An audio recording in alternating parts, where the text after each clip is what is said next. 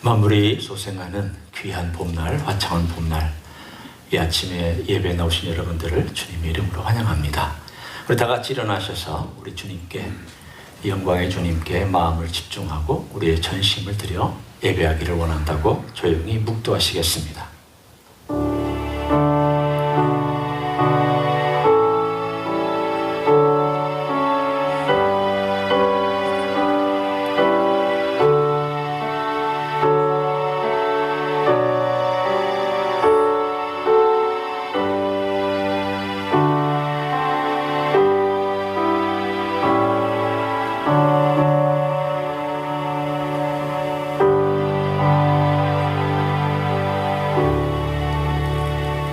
우리에게 모든 선한 것과 좋은 것을 주시기를 기뻐하시는 우리 하나님 아버지 앞에 나왔습니다.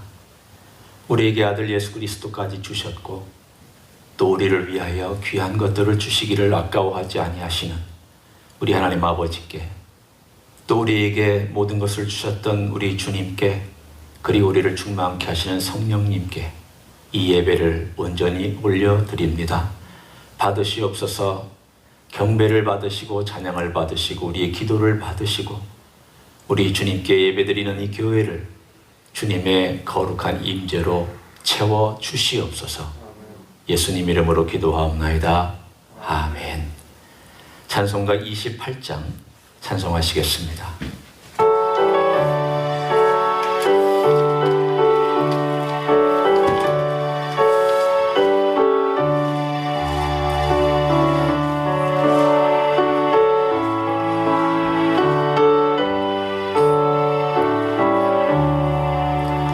복의 근원 강림하사 찬송하게 하소서.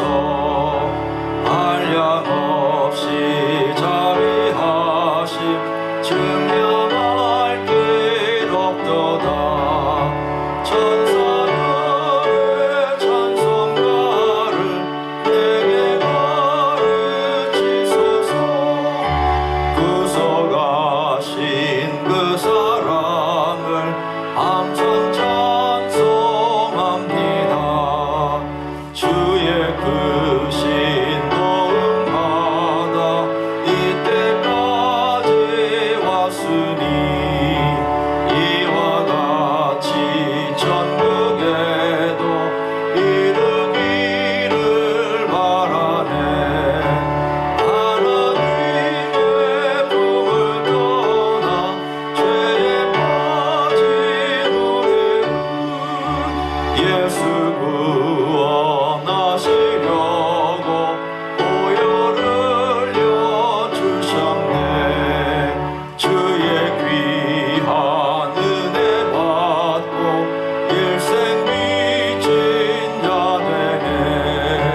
주의 은혜 사슬되사 나를 좁게 매소서.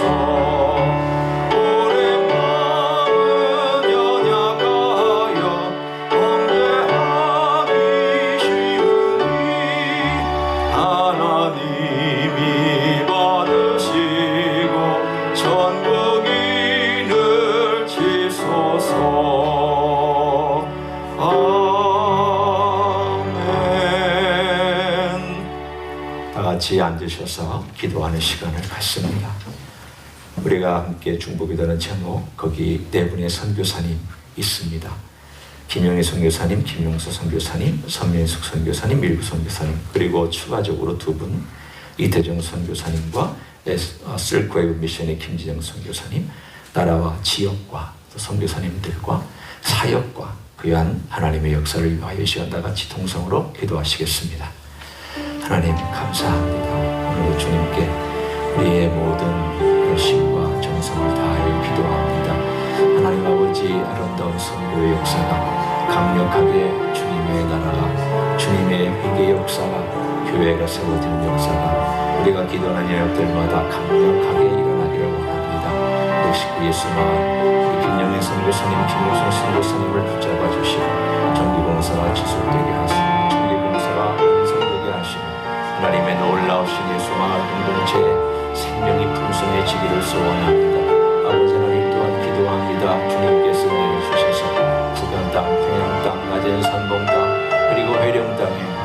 아버지 참으로 땀으로 아름다운 사랑으로 헌신으로 드린 귀한 것들을 아름답게 채워주시고 열매가 맺혀지게 해주시기를 원합니다.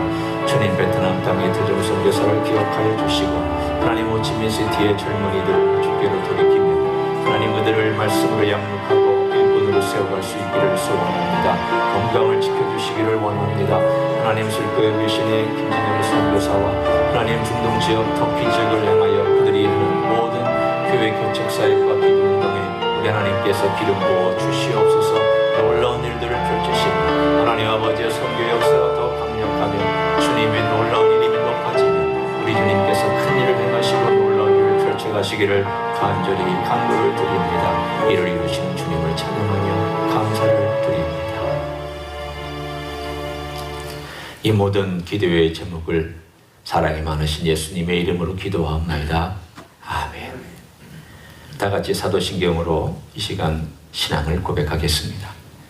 전능하사 천지를 만드신 하나님 아버지를 내가 믿사오며 그 외아들 우리 주 예수 그리스도를 믿사오니 이는 성령으로 잉태하사 동정녀 마리아에게 나시고 본디오 빌라도에게 고난을 받으사 십자가에 못 박혀 죽으시고 장사한 지 사흘 만에 죽은 자 가운데서 다시 살아나시며 하늘에 오르사 전능하신 하나님 우편에 앉아 계시다가 저리로서 산자와 죽은 자를 심판하러 오시리라.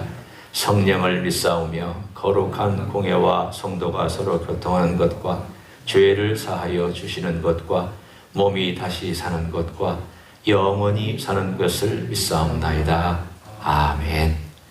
다 같이 일어나셔서 50장 찬송하심으로 봉헌하시겠습니다.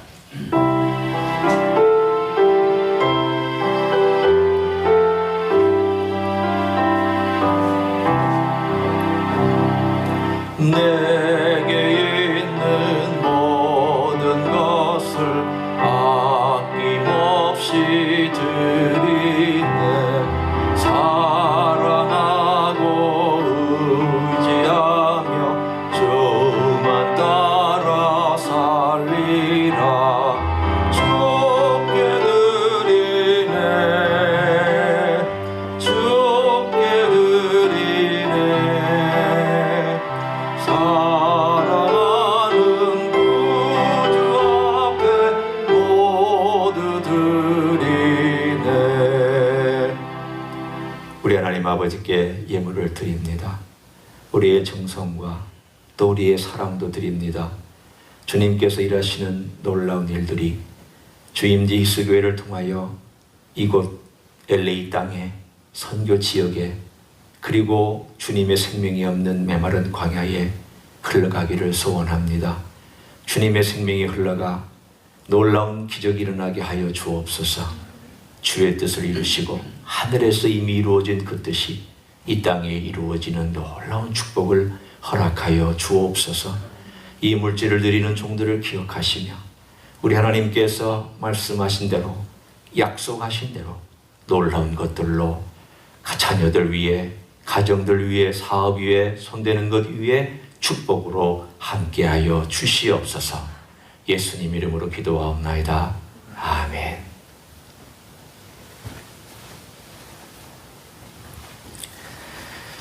오늘 앉으시기를 바랍니다.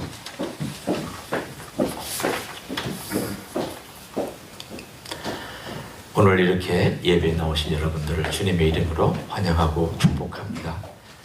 나머지 광고들 동일하지만 계속해서 여러분 구약의 필사 잊지 마시고 조금씩 쓰시면서 11월까지 잘 마감해 주시기를 바랍니다. 한 분의 귀한 헌금으로 저희가 예배당 천장을 색깔을 새롭게 칠했습니다. 그 전에 이게 좀 얼룩덜룩했거든요. 오래돼서. 그래서 이렇게 귀한 또 헌신을 해주셔서 감사하고 하나님께서 이렇게 참 오래된 건물이잖아요. 이 건물도 얼마나 됐는지 모르지만 하여튼 참 오래된 건물을 이렇게 깔끔하고 깨끗하게 단장도 하고 또 이렇게 준비도 해가면서 쓰실 수 있게 해주신 것이 얼마나 감사한지 애써주신 분들께 감사를 드립니다. 우리 전후 좌우를 보면서 서로 인사하시겠습니다. 주님의 이름으로 환영하고 축복합니다. 잘 오셨습니다. 아직은 앉아서 인사하시지만 우리 5월부터는 일어나서 이렇게 손으로라도 인사하는 시간을 가졌으면 좋겠습니다. 하나님 아버지의 말씀 읽고 같이 나눕니다. 말씀은 요한복음 7장 37절입니다.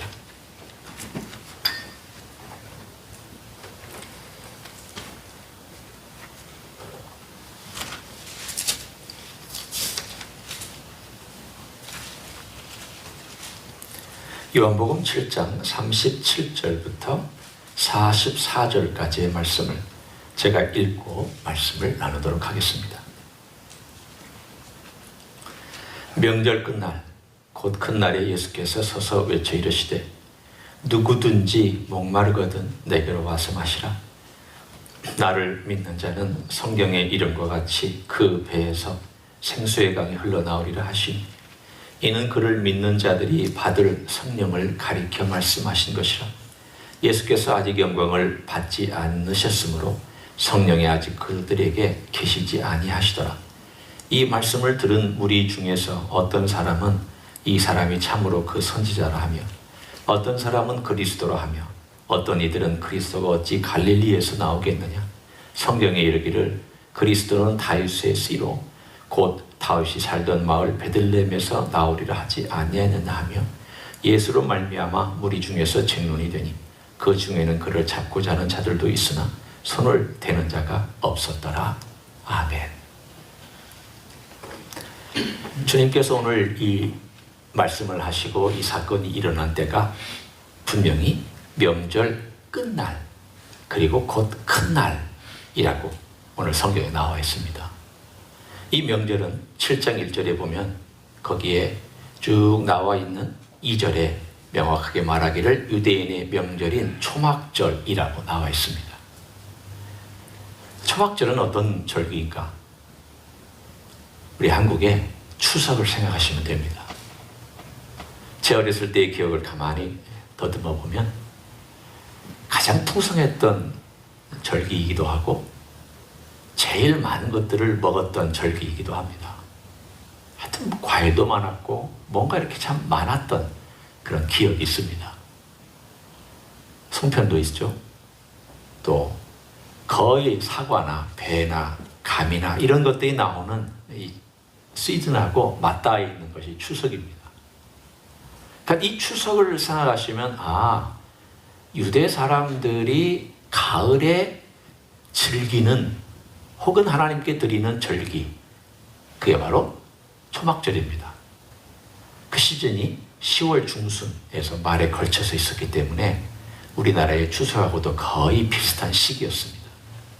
그때가 되면 모든 보리 수확은 이미 봄에 끝나고 또 밀수확도 여름에 끝나고 그리고 여름에 맺혀지는 모든 열매들이 가을 되면 수확이 다 끝나서 사실은 이스라엘 땅에 만약에 풍년이라고 한다면 없는 게 없는 모든 게 다 곡식에 풍성하게 정해지고 과일도 다 따서 이제 준비해 놓고 모든 면에서 참 좋다.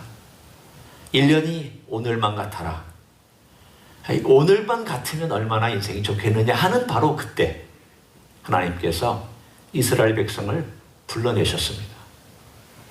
그래서 그 부르는 일주일 동안 그들은 잔치를 벌였습니다. 매일 하나님께 제사를 올려드렸습니다. 그리고 특이한 것은 종려나무와 버드나무와 또 여러 나무들과 이런 이파리를 쭉 줄기가 있는 이파리를 가지고 초막을 이렇게 짓습니다. 이렇게 네모나게 초막을 앞만 열려 있고 만든 다음에 거기에서 그들이 살면서 절기를 지킵니다. 그때에 특이한 이스라엘 사람들이 하던 행위가 하나 있었습니다. 성전에서 제사장이 금대접을 이렇게 들고 그 물병이죠. 그 물병을 이렇게 들고 거기서부터 사람들과 함께 행진을 해서 저기 기온샘물이라고도 하고 실로암이라고도 얘기하는 그 샘에 가서 이 큰 물병에다가 물을 떠옵니다. 그리고서는 그 물을 가지고 다시 성전에 와서 성전 제단 앞에 그 물을 붓습니다. 이걸 7일 하는 동안에 매일 하루에 한 번씩 계속 물을 가서 떠와서 거기다 붓고, 또 그 다음 날도 가서 붓고 해서 7일 동안 이 실로암 물을 제단에다가 이렇게 붓습니다. 그리고 채 8일째 그들은 마지막 성회를 열었습니다. 7일 동안에 그들이 했던 모든 것을 다 마감하는 마지막 8일째는 이 물을 뜨는 행위가 없었습니다. 따라서 8일째는 물이 없었던 바로 그때에 예수님께서 오늘 본문에 명절 끝날, 다른 말로 하면 8일째 그날, 물을 뜨지 않는 그날, 그들이 습관상 실로암 물가에 가서 물을 떠왔던 그 모든 것들을 하지 아니하고 이제는 물이 없었던 그때에 주님께서 서서 외쳤습니다. 특이한 일입니다. 보통 랍비들은 앉아서 얘기하는데 주님께서 서서 외치셨다는 것은 말씀하신 정도가 아니라 소리를 지르셨다고 말씀합니다. 이것이 얼마나 중요한 메시지면, 이스라엘 백성에게 주님께서 얼마나 강조하고 싶으셨으면 서서 큰 소리로 고함을 지르듯이 모든 주변에 있는 사람들과 모여있는 모든 백성들이 다 들을 수 있게 큰 소리로 오늘 본문에 누구든지 목마르거든 내게로 와서 마셔라, 쩌렁쩌렁한 목소리로 주님께서 말씀하셨습니다. 주님께서 이렇게 큰 소리로 말씀하신 적이 없습니다. 왜 이렇게 주님은 강조를 하셨습니까? 우리는 주님의 행위가 특이할 때에는 집중해서 봐야 됩니다. 주님께서 어떤 말씀을 강조하셨을 때에는 이게 왜 그럴까? 라고 거기다가 우리의 마음과 생각과 단어들과 표현력과 그리고 주님이 어떤 모습으로 하셨을까? 상상력까지도 동원하면서 우리의 모든 에너지를 집중해서 뚫어지듯 들여다봐야 합니다. 오늘 그 메시지 중 하나가 바로 이 장면입니다. 짧지만 그냥 읽고 지나갈 수도 있지만 주님이 그렇게 강조하셨다고? 주님이 그렇게 일어서서 고함을 크게 지르셨다고? 뭐가 그렇게 중요해서 주님은 이렇게 지르셔야만 했을까? 오늘 저는 바로 그 이야기를 함께 나누려고 합니다. 이거는 주님뿐만이 아니라 주님 외에 또한 성령님과 관련된 메시지이기 때문입니다. 사람들이 가지고 있는 목마름,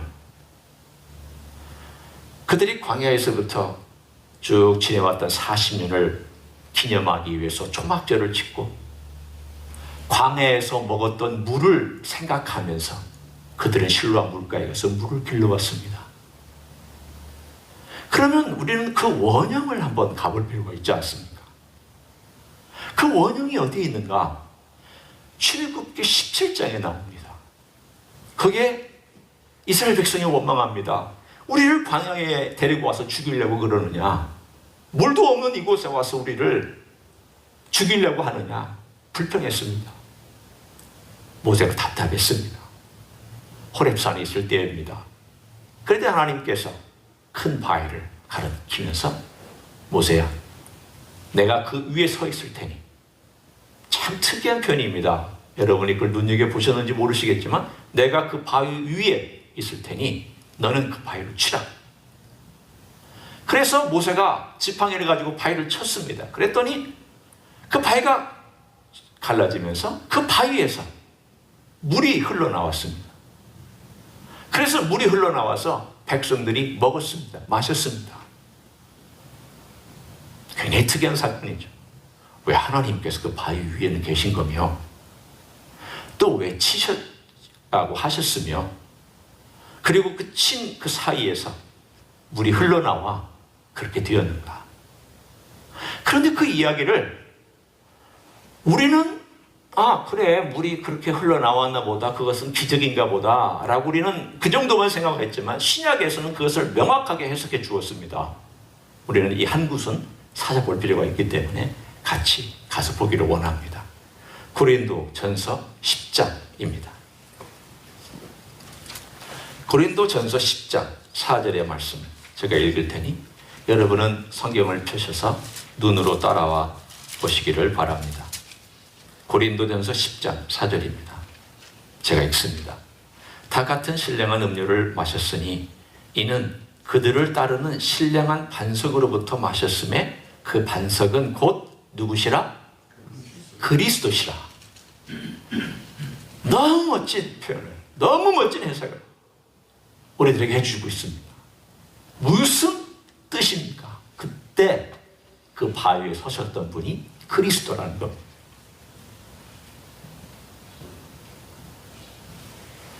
그들이 마셨던 것은 물론 그냥 우리가 먹는 이런 물입니다. 이런 물 분명 맞습니다. 그 물 의심하는 거 아닙니다. 그 바위로부터 갈라진 바위로부터 흘러나온 물, 그 물 맞습니다. 그런데 오늘 그것을 영적으로 또한 해석해 주고 있습니다. 그 바위는 그리스도였다. 곧 그리스도로부터 흘러나오는 물이었다. 우리에게 주는 그 영적인 메시지가 분명합니다. 그 생명의 물을 주시는 분, 그 생명의 물을 주시는 분이 예수 그리스도신데 그 예수 그리스도시 그분이 무엇으로 상징했냐면 바위로 상징되어 있고 그 바위는 더 반석은 예수님인데 그 반석이 갈라지면서 거기서부터 생명의 물이 흘러나온다. 뭘 상징하고 있습니까? 여러분은 이제 이미 제가 뭘 얘기하려는지를 이미 알고 있을 겁니다.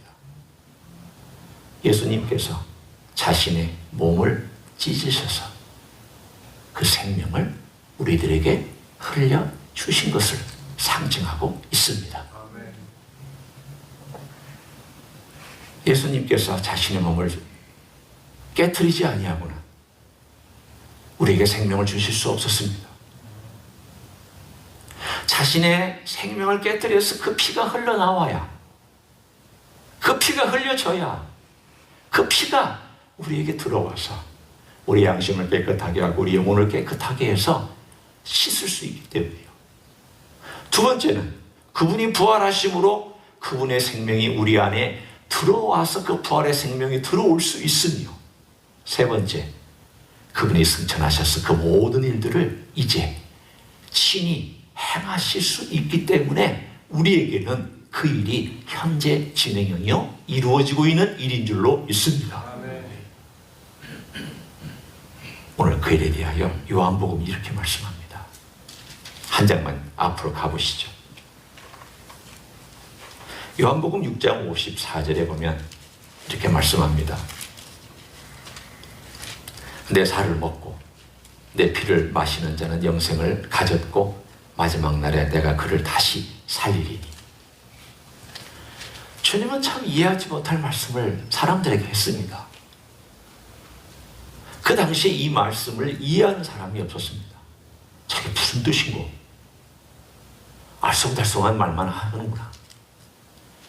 이렇게 신비하고 애매한 말을 하니 도대체 이 선생을 따라가면 내가 머리만 복잡해지고 헷갈려서 내가 못하겠다. 6장에 이 말씀을 하신 이후로 많은 사람이 떠났다고 그랬습니다. 이 많은 사람이 떠난 이후에 주님께서 초막절에 나타나셔서 6장에 있는 메시지와 연결된 메시지를 우리에게 전해주고 있습니다. 목마른 자들아, 영혼에 갈급한 자들아, 이 물이 아니라 진짜 영혼에 갈급한 자들아, 내게로 와라. 내가 반석인데 내가 너희들에게 진짜 생명을 줄 수 있다. 진짜 생명의 역사를 일으킬 수 있다. 내게로 와라. 주님께서 얼마나 답답했으면 큰 소리로 온 백성을 향하여서 외쳤겠습니까? 많은 사람, 많은 또 제자들 다 떠나고 이제 겨우 몇 명 남지 아니하는 그 제자들을 데리고 주님께서 그의 사역의 마지막 부분에 얼마나 마음이 불같이 타올랐으면, 얼마나 그분의 그 열정과 그분이 가지고 있는 그 메시지가 불같이 타올랐으면 주님께서 그렇게 큰 소리로 8째 날 외쳤겠습니까? 아마 이때 주님이 얼마나 답답하셨을까. 한편으로는 또 한편으로는 얼마나 이들을 향하여 죽으셨을까. 또 한편으로는 이 이해하지 못하는 백성들에게 얼마나 그 생명을 나눠주고 싶은데 그 받아들이지 못하고 이해하지 못하는 백성들을 생각할 때 얼마나 마음이 아팠을까. 주님께서 자신의 몸을 갈라서 찢어서 그래서 백성들에게 주고 싶어하는 그 마음을 백성들이 이해할 수도 없고 받아들일 수도 없고 생각조차 하기도 싫어했던 바로 그런 분위기 속에서 주님은 당당하게 내가 너희들에게 줄 것이다라고 내 몸을 찢어서 너희들에게 이렇게 행할 것이라고 주님은 선언하신 내용입니다. 그러나 주님은 한편으로 비장한 마음이 있지만 한편으로는 기쁜 마음이 있었습니다. 왜냐하면 내 자신이 생명을 주어서 생명을 살린다라고 하는 것은 큰 기쁨이기 때문입니다. 봄날이 되면 생명이 솟으니까 참 기분이 좋습니다. 모든 나무들이 푸릇푸릇해지니까 마음이 흐뭇해집니다. 풍성해집니다. 생명이 솟구치는 것만 보더라도 그 생명 때문에 사람들은 즐거워합니다. 예수님의 마음속에 내가 내 생명을 주어서 사람들이 살아날 걸 생각하고 세상이 살아날 걸 생각하면 얼마나 마음에 기쁨이 있었겠습니까? 오늘 이 메시지는 바로 그런 복합적인 주님의 감정들이 솟구쳐 올라서 주신 놀라운 메시지입니다. 주님의 보혈만이 인생의 죄를 씻을 수 있기 때문입니다. 주님께서 친히 육신을 찢으셔야 새로운 역사가 소생하는 역사가 있기 때문입니다. 필히 가야만 하는 길. 그러나 그 결과는 멋진 결과가 다가올 것을 주님은 바라보면서 내게로 와라. 내가 너희들에게 생수를 주겠다. 따라서 오늘의 이야기의 생수는 더블 미닝이 있습니다. 어떤 의미에서 더블 미닝인가? 첫째는 요한복음 앞에와 관련되어 있는 내용은 예수님의 죽으심과 부활과 승천과 관련되어 있는 내용, 특별히 주님의 십자가의 죽으심과 관련되어 있는 내용, 부활의 생명과 관련되어 있는 내용이 바로 첫 번째 생수의 의미고, 그리고 또 하나의 의미는 오늘 주님께서 그 뒤에 말씀해 주신 내용입니다. 그것은 무엇입니까? 바로 38절에 나와 있는 내용이죠. 나를 믿는 자는 성경의 이름같이 그 배에서 생수의 강이 흘러나오리라. 여기서 말씀하시는 생수의 강은 주님의 그 놀라우신 십자가 사역과 부활의 사역을 토대로 어떤 생수의 강을 주님께서 말씀하시는가? 그것은 바로 뒤에 39절에 우리들에게 명확하게 설명해 주고 있습니다. 이는 그를 믿는 자들이 받을 성령을 가리켜 말씀하신 것이라. 성령을 가리켜 생수라고 말씀하셨습니다. 자, 한번 생각해 보십시오. 생수란 무엇일까? 이미 제가 여러 번 설교를 했기 때문에 생수란 이렇게 물의 물병에 담긴 신선한 물을 생수라고 얘기하지 않습니다. 그거는 우리가 요즘 이해하는 생수란 개념이고, 생수, living water라고 하는 것은 running water를 의미합니다. 흘러가는 물. 근데 흘러가는 물인데 그냥 이렇게 부어서 흘러가는 물은 running water라고 하지 않습니다. 흘러가는 물은 샘에서부터 솟구쳐 올라서 이렇게 펑펑펑펑 솟구쳐 올라서 그 물이 물의 수 자원으로부터 수 근원을 보통 헤드워터라고 얘기를 합니다. 이 헤드워터가 되는 이 물의 근원으로부터 물이 흘러내려서 그 물이 영원히 마르지 아니하고 흘러가는 것, 이걸 생수라고 얘기를 합니다. 따라서 생수의 조건이 되려면 솟구쳐 올라와야 되고 어디선가에서 신선하고 생명력 있고 뭔가 풍성하게 깔끔하고 최선의 일급수가 된 어떤 물이 흘러 올라와서 그 물이 흘러내려가서 어느 곳인가 멈추지 않으면 계속 흘러넘쳐서 시내가 되고 강이 되고, 그래서 그것이 결국은 바다까지 흘러가는 그 흐르는 물을 생수라고 얘기했습니다. 그러면 그 생수가 되려면 어떤 조건이 있어야 됩니까? 가만히 생각해 보십시오. 여러분이 물질적인 생수가 되려면 정말 깊은 곳에서부터 마르지 아니하고 흘러나오는 근원이 있어야 됩니다. 영적으로 그런 근원이 인간에게 있을까요? 영적으로 인간이 그런 근원이 될 수 있는 사람이 존재하며, 그런 조직이 존재하며, 그런 시스템이 존재할까요? 아닙니다. 에레미야서 2장 13절에 말하기를, 내가 너희들의 죄 한두 가지를 지적하겠다.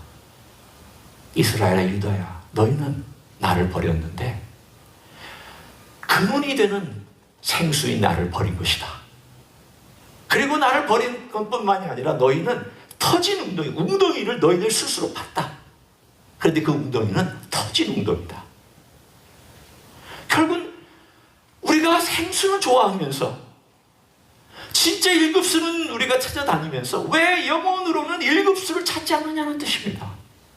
왜 영혼은 그렇게 우둔하게 썩어버린 물, 터져버린 웅덩이, 그것도 조금 고여있어, 조금 있다가 말라버릴 그런 물을 찾고, 그것 또다시 웅덩이가 마르면 이곳에 웅덩이를 파고, 이 웅덩이가 마르면 또 저 웅덩이 파고, 또 저 웅덩이가 마르면 또 웅덩이를 파고, 수많은 웅덩이를 파서 결국 그 웅덩이들이 다 말라서 없어진 다음에는 멸망하는 그런 인생을 살아가느냐. 하나님 너무 답답하여서 에레미야를 통하여서 터진 웅덩이다 말씀하고 있습니다. 그런데 오늘 주님께서 드디어 해답을 주십니다. 그 해답은 뭐냐? 내가 주는 이 물은 영원히 마르지 않는, 영원히 하나님으로부터 나오는 것이기 때문에, 하나님 자신이 주시는 것이기 때문에 마르지 아니할 뿐만이 아니라 그것은 신선하고 생명력 있고 소생시키며 이 물을 마시는 자는 영원히 죽지 아니하는 길을 걸어갈 것이다.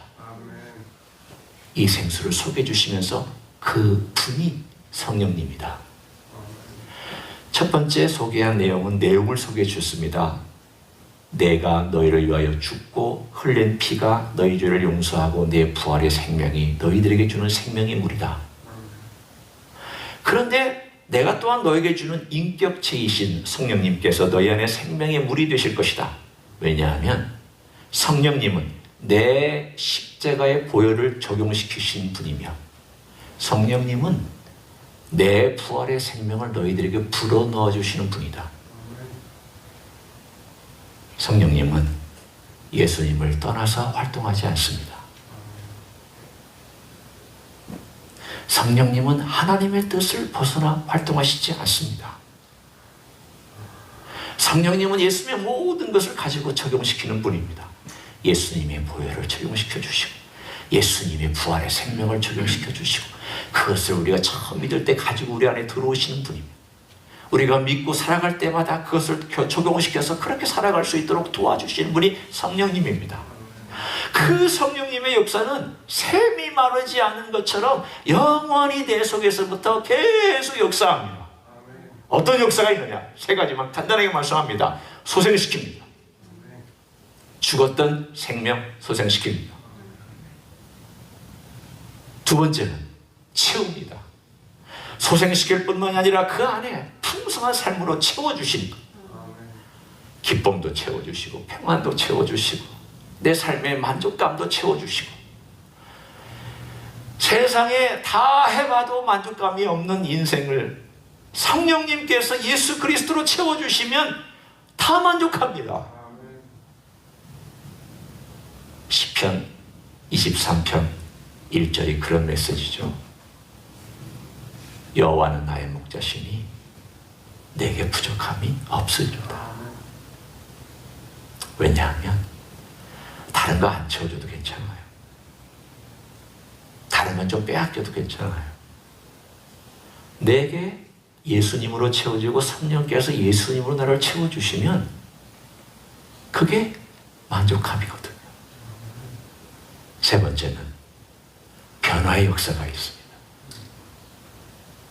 내 안에서부터 성령님이 역사할 때 그 변화의 역사는 내 성품을 변화하고 내 가치관을 변화하고 내 생각을 변화하고 내 삶의 방향을 변화시켜 주시고 변화하는 일들을 계속 해주십니다. 그런데 이 일이 오늘 본문에 어떻게 되는지를 한번 살펴보시기를 바랍니다. 제가 38절을 한번 더 읽습니다. 나를 믿는 자는 성경의 이름같이 그 배에서 생수의 강이 흘러나오리라. 배는 오늘 우리의 이 안에 있는 이 배를 의미하는 것이 아니라 우리 안에 있는 가장 깊은 내면의 영혼을 의미합니다. 따라서 성령께서 우리 안에 들어오셔서 내 안에서 깊은 내 내면에서 역사하실 때에 그 생명의 물이 나를 통하여 흘러나온다고. 그 깊은 영혼에서부터 흘러나온다. 그러면 우리가 알 수 있는 놀라운 메시지가 여기에 숨겨져 있습니다.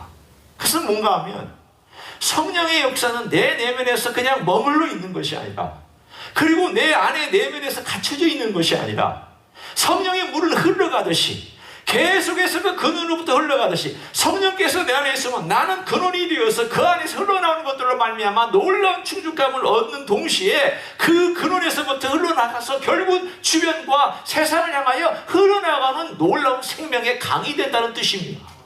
그게 어디서부터 시작하는가? 내 안에서부터 흘러나온다는 겁니다. 성령님은 이 일을 하시기로 작정하셨습니다. 저를 생각하면 내가 어떻게 그런 주인공이 될까? 나 같은 사람이 어떻게 그런 쓰임받는 인생이 될 수 있을까? 한번 생각해 보십시오. 우리 자신이 가지고 있는 이 어리석음과 또 고집스러움과 참 미련함과 그리고 남들 쉽게 오해하고 편향적 사고 가지고 있고 이런 인생을 어떻게 성령님께서 내 안에 들어오셔서 가장 깊은 곳에 머무시면서 그 안에서부터 예수 그리스도의 생명을 품어주시고 그 놀라운 생명이 강이 되어서 흘러나와서 결국은 그 배에서부터 흘러나온 생명이 흘러나가도록 그렇게 일을 하시는가? 하시겠다고 하셨습니다. 내가 하겠다. 내가 이 일을 하겠다.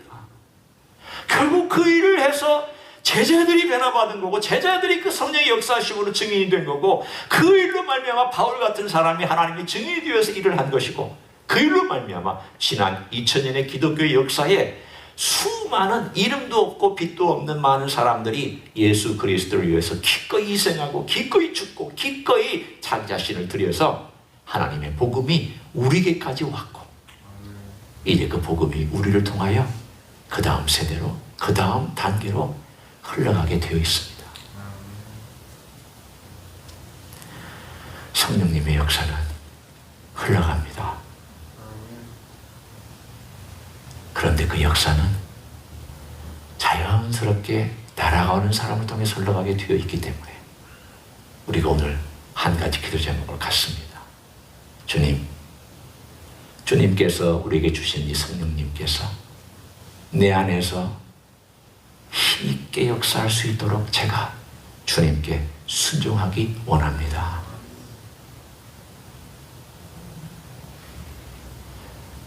우리는 성령 달라고 기도할 필요 없습니다. 예수 믿는 사람에게는 성령이 있기 때문입니다. 우리가 기도할 것은 성령께서 마음껏 일하시는 것을 위해서 기도해야 됩니다. 동시에 기도하는 동시에 성령께서 마음껏 흘러가실 수 있도록 내 자신이 그 물을 막고 서 있는 자가 되면 안 되겠죠. 주님, 저를 사용하십시오. 제가 주님의 뜻에 순종하고 주님이 기뻐하시는 길을 걸어갈 테니 저를 마음껏 사용하십시오. 그래서 주님께서 영광 받으십시오. 결국 성령께서 일하시면 누가 영광을 받으시느냐? 예수님께서 영광을 받으시게 됩니다. 내가 일하면 내가 영광을 받습니다. 성령이 일하시면 예수님이 영광을 받으십니다. 하나님 아버지가 영광을 받으십니다. 이 공식을 알면 여러분은 내가 성령의 사람인지 육의 사람인지를 아시게 될 것입니다. 자연의 사람이 있고 육의 사람이 있고 그 다음에 성령의 사람이 있습니다. 자연의 사람은 예수 믿지 않는 사람입니다.